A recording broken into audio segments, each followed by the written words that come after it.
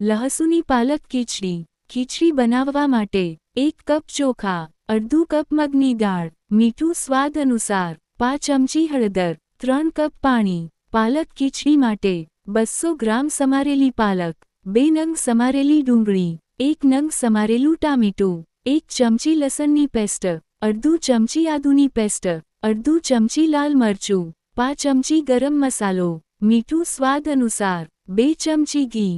Double તડકા માટે 2 ચમચી ઘી, અડધું ચમચી જીરું, 5 ચમચી હિંગ, 1 સૂકું લાલ મરચું, 1 ચમચી ઝીણું સમારેલું લસણ, 2 ચમચી ઝીણું સમારેલું લીલું.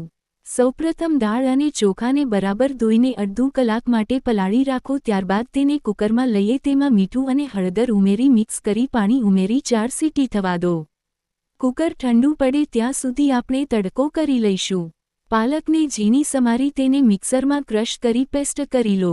એક પેનમાં ઘી લઈ તેમાં ડુંગળી ઉમેરીને સાંતળો તેમજ આદુ લસણની પેસ્ટ પણ ઉમેરો. બધું બરાબર કૂક થઈ જાય એટલે ટામેટાં ઉમેરી તેને પણ સાંકળી લો. તેમાં પાલકની પેસ્ટ, લાલ મરચું અને ગરમ મસાલો ઉમેરી બરાબર કૂક કરી લો.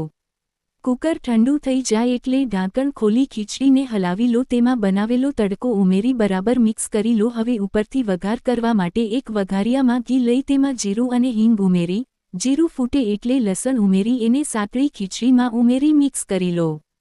ઉપરથી લીલું લસણ ભભરાવી ગરમા ગરમ સર્વ કરો. રેસીપી શેર કરવા બદલ આભાર. મેં પણ પાલકની ખીચડી બનાવી, ખૂબ સરસ થઈ. Thank you.